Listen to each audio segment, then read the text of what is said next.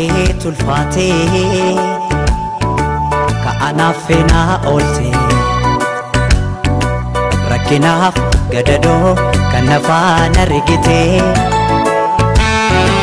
anoo humnaan qabu waa tokko siin godhoo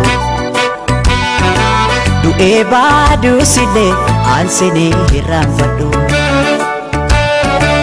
anoo humnaan qabu waa tokko siin godhoo